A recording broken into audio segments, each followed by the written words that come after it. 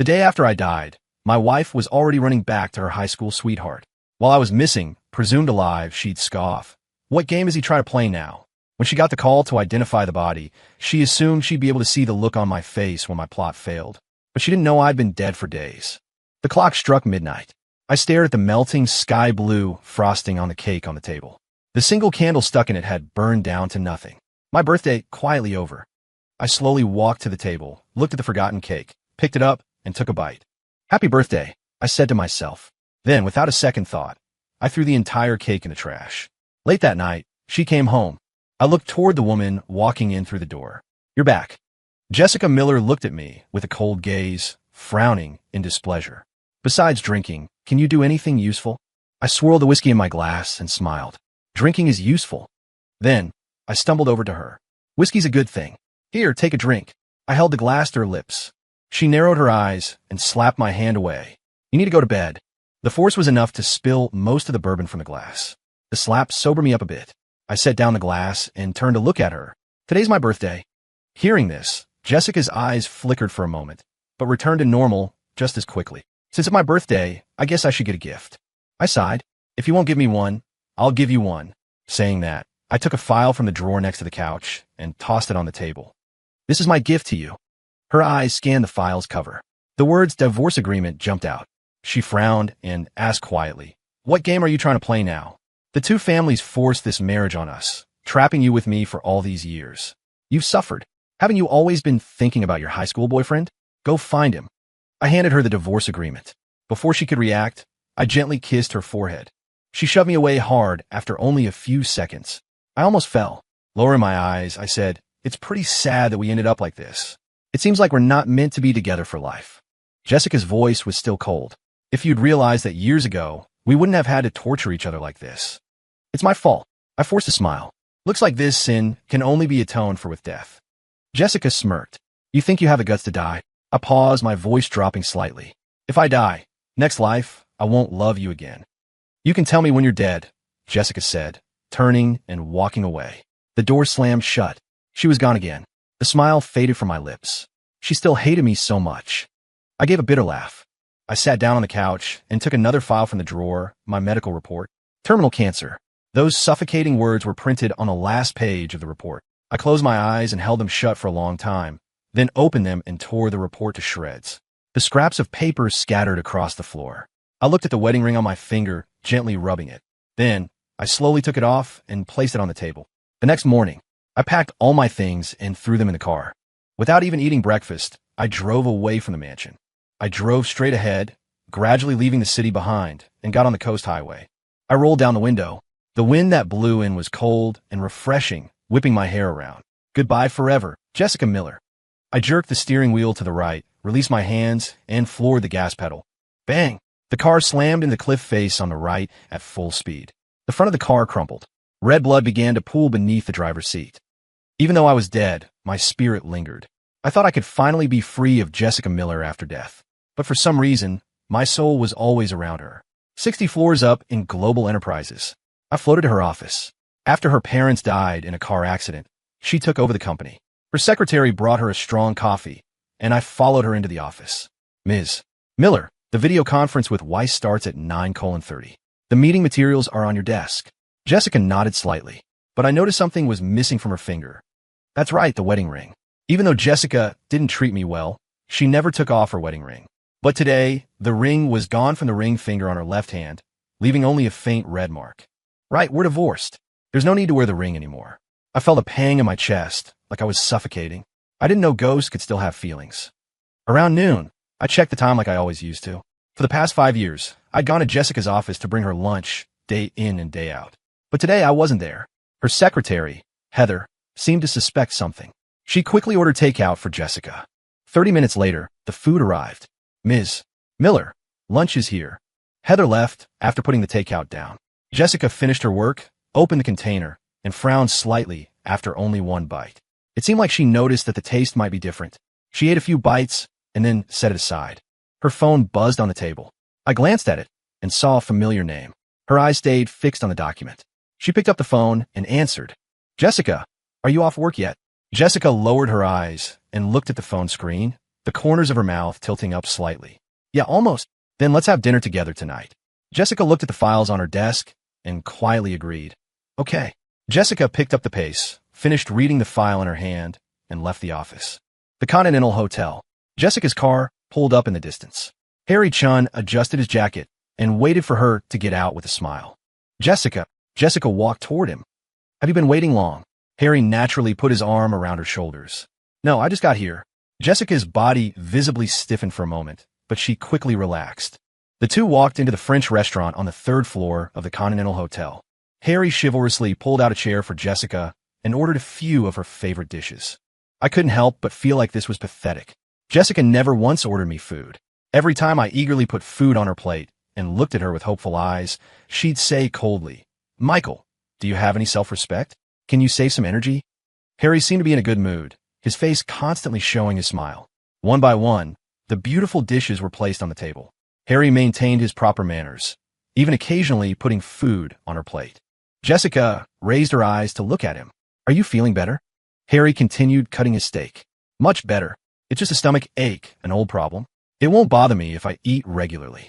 I don't remember you having stomach problems when we were in college. Harry paused and looked her in the eyes. I was taken care of so well by you back then. I didn't have the chance to get sick. Jessica lowered her eyes. She didn't take care of you? Harry put down his knife and fork, his eyebrows slightly furrowed. Michael robbed you of 5 years, and I forced myself to stay with someone else for 5 years.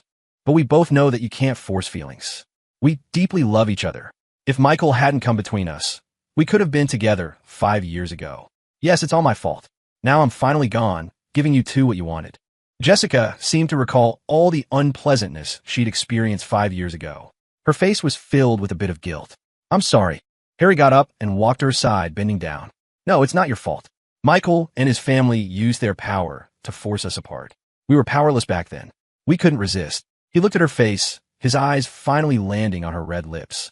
He slowly leaned in. In the blink of an eye, Jessica almost subconsciously turned her head, dodging his kiss. I was curious about what she was thinking at that moment, why she had that kind of reaction. Could she be worried about the things I told her? Jessica, after we get married, stay away from other men. They all have impure intentions. Only I truly love you. I shook my head, feeling like I was deceiving myself. Why would she care about what I said? Harry's face froze. He stood up straight. I apologize. I forgot that you're married. We're divorced. When she said these words, Jessica subconsciously touched the spot on her left ring finger.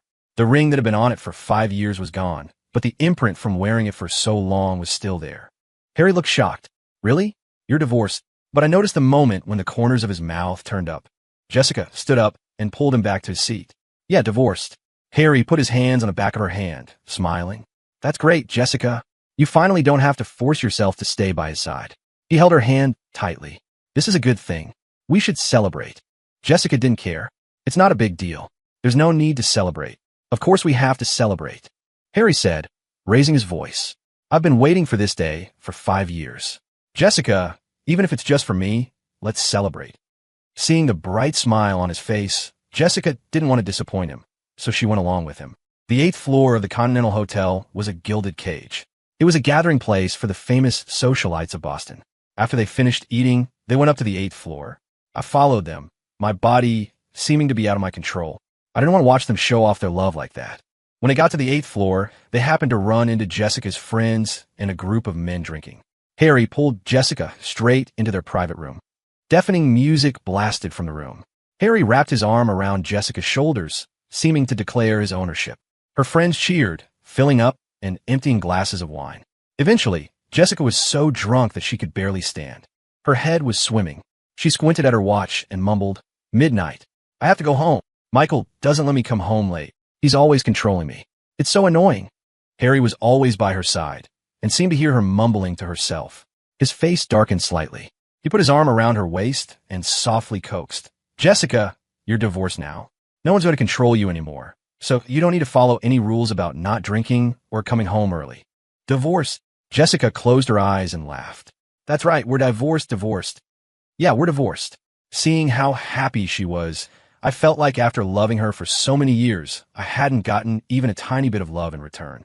She staggered forward and took a glass of wine from someone, downing it in one gulp. A bit of the liquid dripped down the corner of her mouth and onto her neck. Harry stared intently at the enchanting woman, his atoms apple bobbing. All right, he said, blocking the others from giving her more wine. That's enough for tonight. Jessica's drunk. I'll take her to rest. He supported Jessica and slowly walked out of the room. Jessica silently followed Harry out of the room and took the elevator up to the 60th floor. Come on, Jessica, be careful. Harry helped Jessica to the door of one of the rooms and opened it with a pre-prepared key card. Come on, let's go inside. Was I really going to have to watch them together? That was too cruel for me. The two entered the room.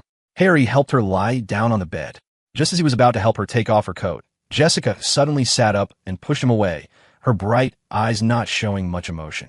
Harry was stunned for a moment and tentatively asked, "What's wrong? I'll get another room."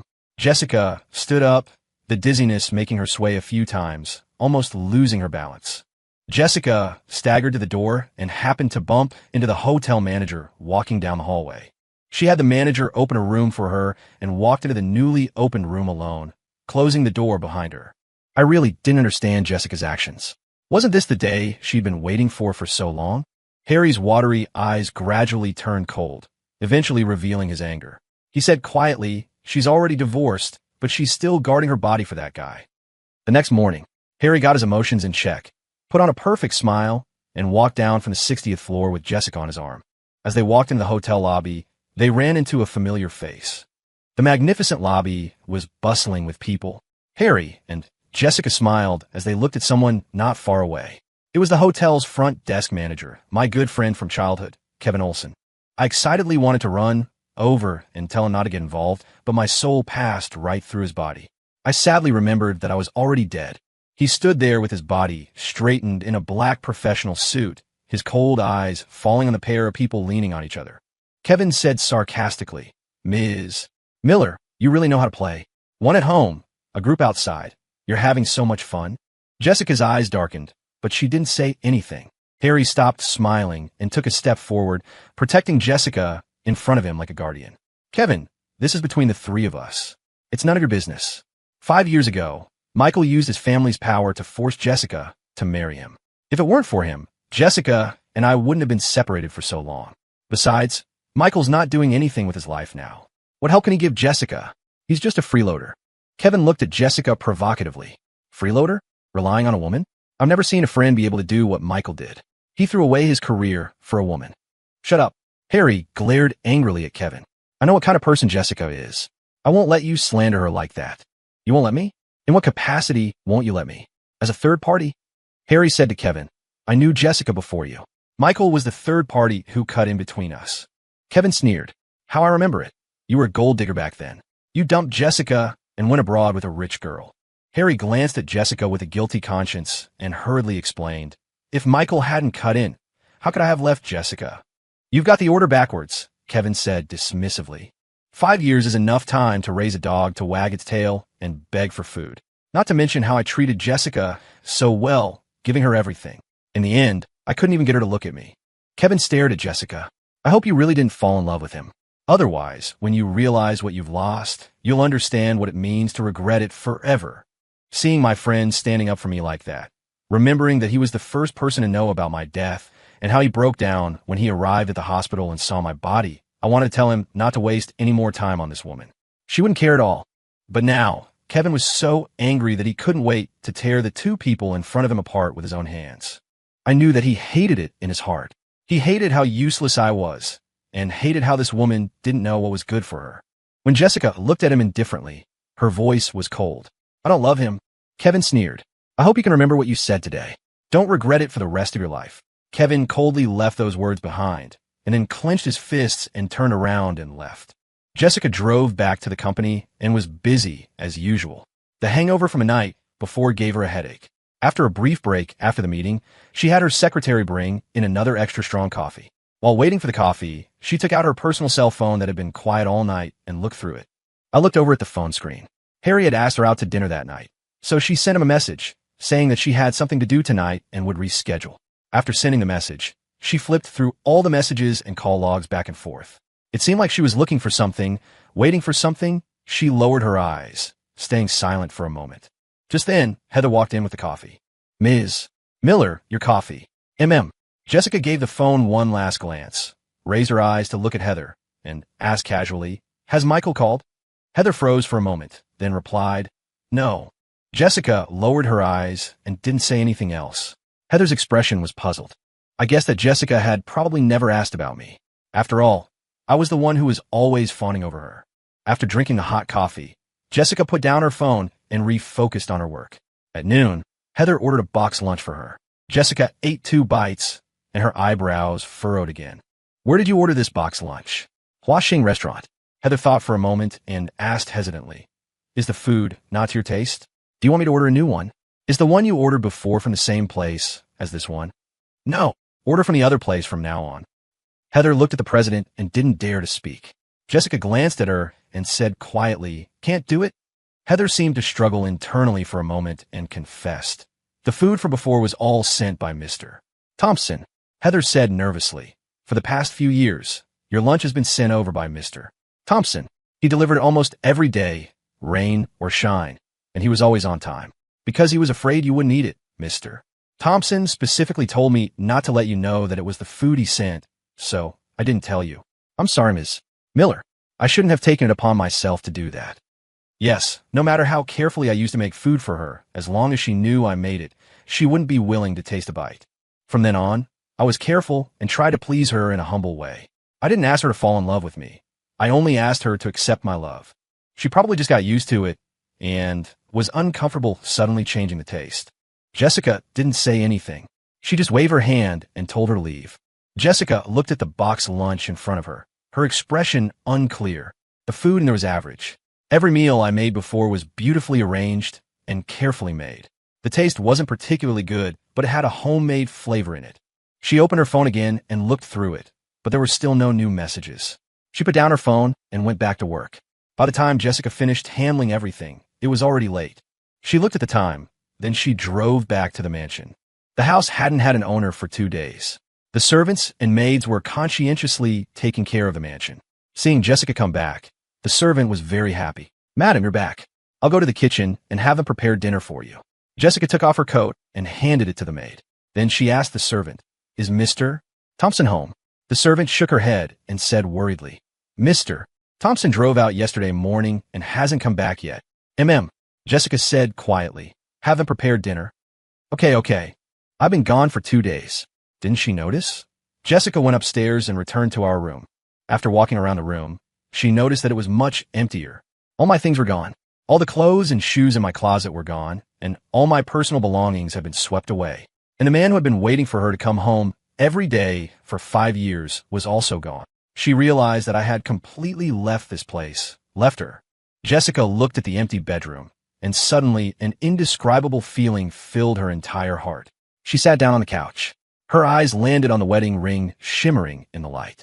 This ring was one of a pair with the one she used to wear. She picked up the ring, and a wave gently washed over her deep sea-like eyes. Jessica gripped the ring tightly in her hand, her face a bit lost. Maybe she thought I finally chose to leave. The next day, Jessica returned to the company on time. The morning meeting was still in progress. Harry arrived in a hurry. After the meeting ended, Jessica returned to her office and saw Harry, who had come without an appointment. She was a little surprised. "What are you doing here?" Harry put down the coffee in his hand and went up to her. "I didn't get a date with a busy person yesterday, so I had to come here in person to find you today." Jessica sat back in her chair and looked at the mountain of files on her desk. She said helplessly, "I might not be that fast." Harry said considerately, "It's okay, I'll wait for you to finish." Time passed bit by bit. Before she knew it, an hour had passed. Jessica had finished dealing with all the files on her desk and was just about to get up to take Harry to dinner when her phone rang. She looked at the screen and still hesitated to answer it. This was her personal cell phone number, and very few people knew about it. The voice on the other end of the phone was very cold. "Jessica Miller, this is Kevin Olson. Come to the police station." Jessica asked quietly, "What's wrong?" Between her and Kevin, there was no other interaction except me. Kevin's voice was as cold as ice. "Thompson's body is going to be cremated. We need your signature for the cremation process." The cremation process required the signature of the deceased family, and my parents had already passed away. Other than Jessica, there was no other family member. Although we had signed a divorce agreement, we hadn't gone through the final divorce procedure. Therefore, in the eyes of the law, Jessica was still my only family member. Jessica narrowed her eyes. What did you say? Body? Cremation? Kevin repeated coldly. I said that Thompson's body is going to be cremated. We need your signature. Jessica obviously didn't believe him. She said in a deep voice, Are these tricks fun? You'll know if it's a trick when you get here. After saying that, Kevin hung up the phone. The corners of Jessica's mouth slightly curled into a sarcastic smile. After hiding for 2 days, he's finally willing to show himself. Harry approached Jessica and asked softly, Jessica, who was that? Jessica came back to her senses and looked apologetically. I'm sorry, Harry, I have something to deal with. I can't have lunch with you. Harry's expression froze, but he quickly put on a smile. It's okay, work is important. We can have dinner together next time. Okay. She went to the parking lot to get her car and drove to the police station. When she arrived at the police station, she looked indifferent, obviously thinking that this was a trick play by me and Kevin to win her back. She was definitely going to see me with a smug look on my face. But it wasn't.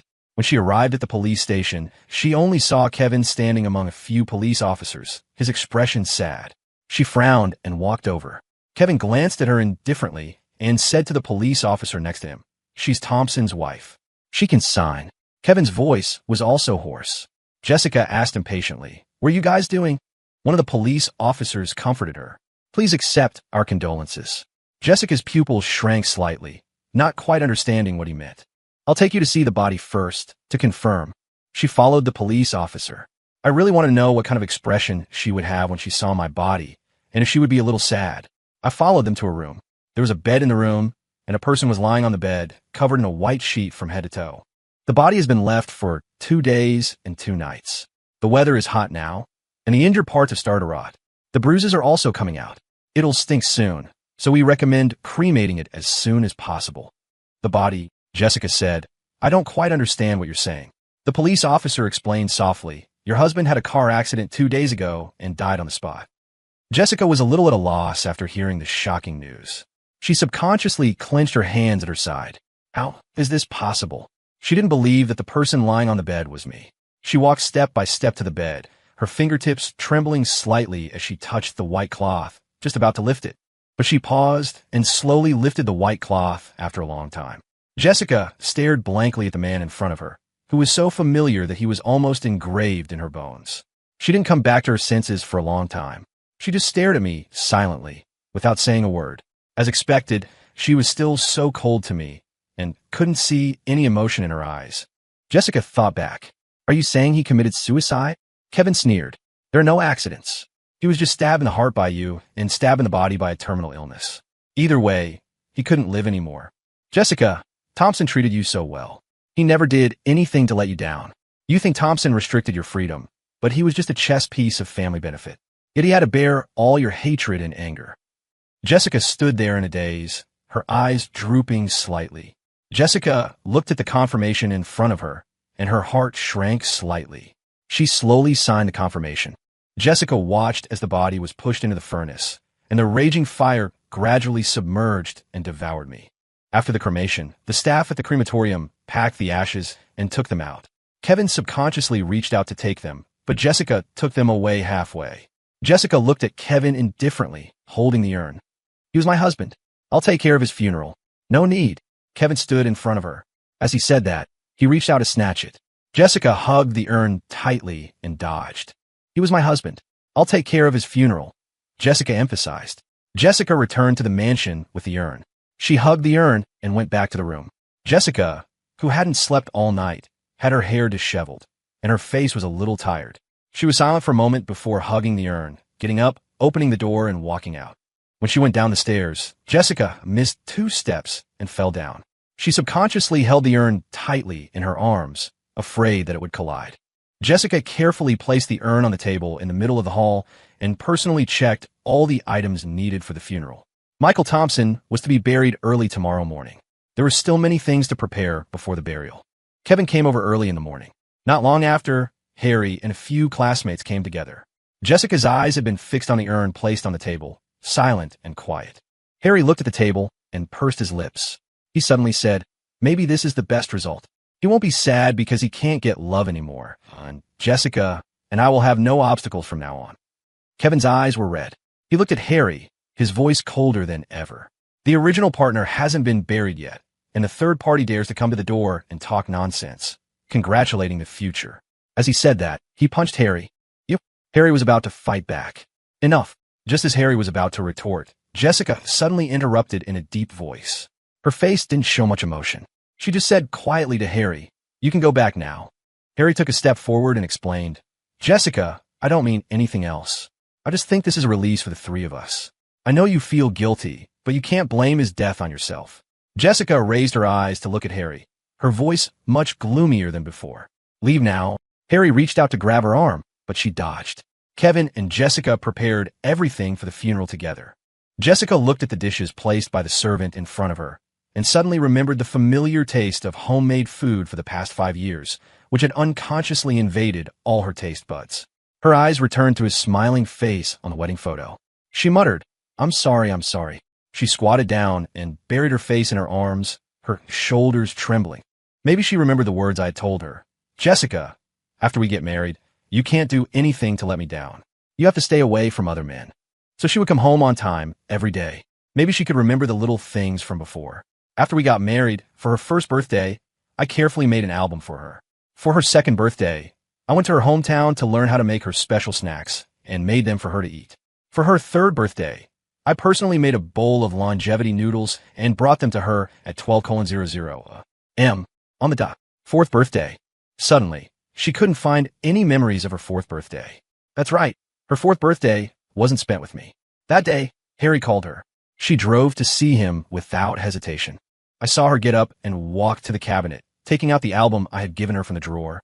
She looked at the photos one by one. It seemed unbelievable that a person so alive could make her feel a little sad in her heart. On the day of the funeral, the sky began to drizzle. Kevin came over early in the morning, holding a black umbrella and standing silently in front of the tombstone. Many people left after mourning in front of the tombstone. In the end, only Jessica and Kevin were left in front of the tomb.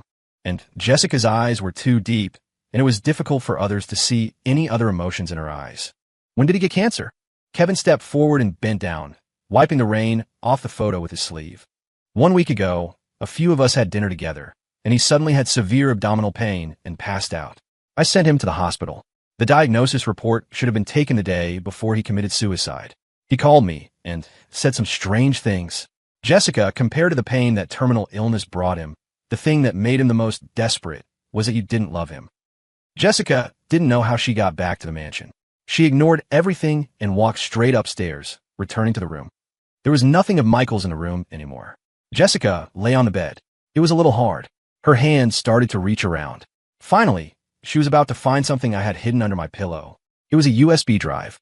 After plugging it into the computer, inside, I had recorded many things, videos, diaries, all related to her. Jessica's fingertips trembled slightly. She stared and looked at them one by one.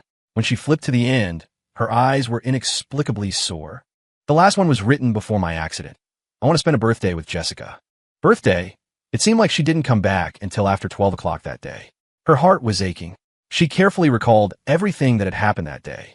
Kevin said that she got the diagnosis report on her birthday, and that night, she gave him a divorce agreement. He said, "If I die, next life I won't love you again." And she said, "You can tell me when you're dead." Jessica's heart seemed to be tightly gripped together, and all the strength in her body was suddenly drained. And my spirit became more transparent. The reason why I didn't want to leave all along was probably just to get an answer. Servant's side story. After the funeral, Madam changed. She went to work and got off work on time as usual, seemingly normal. Even her secretary, Heather, noticed her abnormality. She used to go to work on time, but she rarely got off work on time. But now, as long as it was time to get off work, she would drop everything and go home. And at noon, the president actually brought her own lunch. The lunchbox was exactly the same as the one Mr. Thompson used to bring to the company. For example, when she was working hard, she looked up casually and asked, "Has Mr. Thompson called today?" During the break when the secretary brought in coffee. Heather froze for a moment and replied, "No." Madam would lower her eyes and mutter to herself, "She's still angry." Heather looked in shock at the woman who had refocused on her work. She went to work and got off work at the company as usual every day. After coming back, she would have people send dinner to her room, and she had to prepare 2 servings for dinner. At night, she often went to the wine cabinet to get a bottle of good wine upstairs, and there were 2 glasses prepared as well. That night, Madame went upstairs with a bottle of red wine as usual, but suddenly stopped in front of the stairs. Madame looked at the side, and a smile appeared on the corner of her mouth. Go prepare some snacks for Mr. Thompson to have with his wine. Yes. The servant's attention was only on the snacks that were coming later. It took her a while to realize the problem. The servant was shocked. Prepare for Mr. Thompson. Madam. Madame's arms were still folded, and her eyes didn't move away from her side. She just replied softly, Madame turned back to look at the servant. The smile on her face hadn't faded. Mr. Thompson likes to eat snacks when he drinks. Go prepare some. The servant rubbed her eyes, and the shock on her face deepened. Madam, what are you holding? Madame frowned slightly, and a look of displeasure appeared in her eyes. Michael's right here. Can't you see him? After saying that, she turned to look back, stayed silent for a moment, and started talking to herself. I know. I don't blame her. It's just that you're standing here, and she didn't even see you.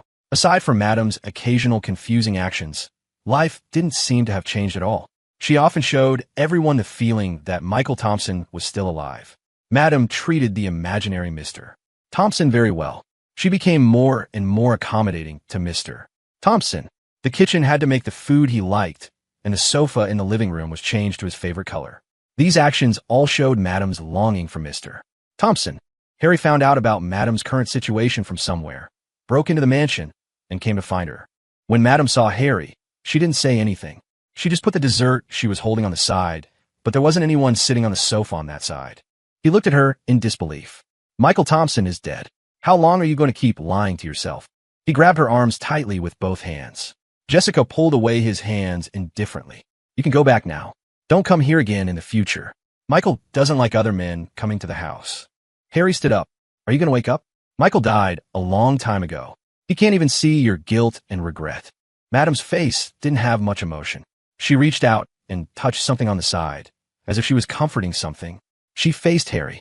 You can go back now. Harry stared at her blankly. What do you mean? I love Michael. You can go. I don't want to see you again. Then what about me? What am I? Harry's eyes widened. You're really deceiving yourself. After Harry left, Madame looked back at the sofa. The gentle person had already disappeared. She searched everywhere, but she couldn't find even a trace of him. Madame muttered, Are you angry? Her stomach suddenly contracted, and she ran into the bathroom, feeling sick. A maid saw it. She turned around and took out her cell phone to make a call. Mr. Chin, you should come back. Madame is throwing up.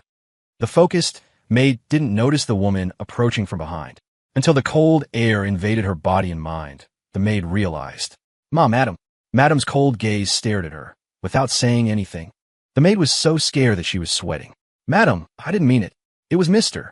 Chun. He asked me to report everything about you. Mr. Chun gave me money to report everything about you and Mr. Thompson at the mansion. On Mr. Thompson's birthday, he asked me to secretly put some photos in Mr. Thompson's room. I refused, but he still sent them to Mr. Thompson with his cell phone. Madame's eyes narrowed. What photos? The maid said, tremblingly, some intimate photos of him and you, and the pregnancy test report. Madame's eyes sharpened, and the cold air was even stronger. She had cut off all business dealings between the company and Harry. Overnight, Harry lost everything. He searched everywhere for Jessica, like a madman, at the company, at the mansion, and at the restaurants and entertainment venues she often went to. But he didn't even see her shadow.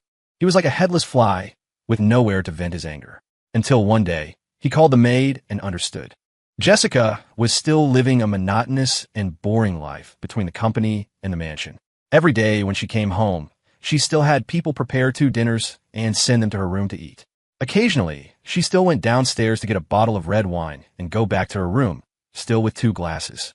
1 year later, Michael Thompson's death anniversary. Jessica brought a bouquet of baby's breath to see him.